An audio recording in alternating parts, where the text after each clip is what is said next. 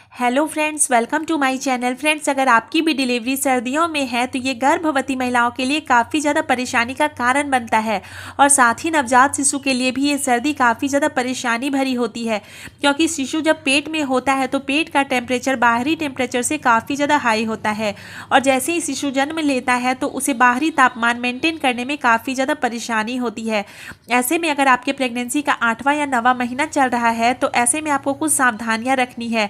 अपने खान पान में कुछ ऐसी चीज़ें शामिल करनी है जिससे कि गर्भ में शिशु स्वस्थ रहे, उसका वजन अच्छे से बढ़े और बच्चे का विकास अच्छे से हो सके और साथ ही आपको भी कोई समस्या ना हो। तो चलिए जानते हैं कि आपको इस दौरान कौन सी सावधानियां रखनी है और जब बेबी का जन्म हो जाए तो उस दौरान भी आपको क्या सावधानियां रखनी है ताकि आपका शिशु स्वस्थ रहे। तो फ्रेंड्स, अगर आपके प्रेगनेंसी का 8वां या 9वां महीना चल रहा है तो ऐसे में आपको आपके खान पान पर बहुत ज़्यादा ध्यान रखना है, जैसे कि इस दौरान ठंडी चीज़ें नहीं पीनी है। सर्दियों के मौसम में प्यास कम लगती है, लेकिन आपको प्रेगनेंसी में शरीर में पानी की कमी नहीं होने देनी है।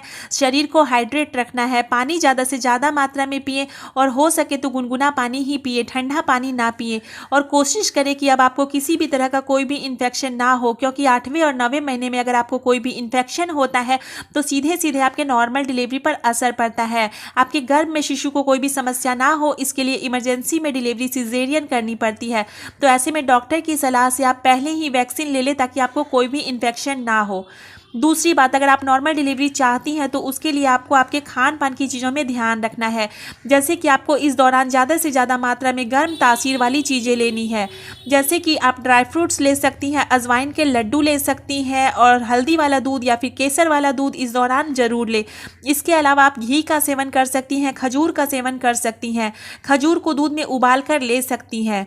इसके अलावा 2 अंडे आप दिन में ज़रूर ले। इस तरीके से आप अपने आप को नॉर्मल डिलीवरी के लिए तैयार कर सकती हैं। साथ ही अब आपको हर हफ्ते डॉक्टर के पास जाना है और अपना रेगुलर चेकअप कराना है, क्योंकि इस समय पर आपके बीपी अप डाउन हो सकते हैं, डायबिटीज़ में अप डाउन आ सकते हैं, साथ ही गर्भ में शिशु को भी कई तरह की परेशानियां हो सकती हैं।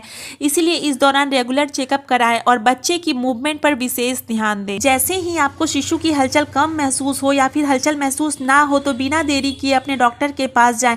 तो फ्रेंड्स, प्रेगनेंसी के 8वें 9वें महीने में आप इन बातों का ध्यान अगर रखती हैं तो इससे आपके प्रेगनेंसी में कोई भी कॉम्प्लिकेशंस नहीं आएगी और आपकी डिलीवरी भी नॉर्मल हो पाएगी। तो अब जान लेते हैं कि आपकी डिलीवरी हो जाए तब आपको शिशु का ध्यान कैसे रखना है।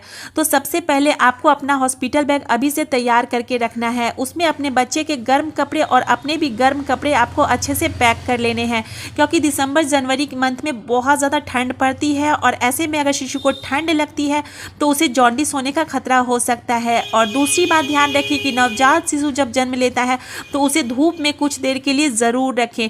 जॉन्डिस से बचने के लिए आप बच्चे को अच्छे से धूप दिखाएं। इसके अलावा आप शिशु को ब्रेस्ट फीड करवाएं, बॉटल का दूध ना पिलाएं, क्योंकि माँ के दूध से बच्चे का इम्यून सिस्टम अच्छे से काम करेगा और उसे कोई भी इन्फेक्शन नहीं होगा। तो इन बातों का अगर आप ध्यान रखती हैं तो आप और आपका शिशु बिल्कुल स्वस्थ रहेगा। तो फ्रेंड्स, उम्मीद करती हूँ कि वीडियो आपको पसंद आई होगी। पसंद आए तो लाइक शेयर सब्सक्राइब ज़रूर करें।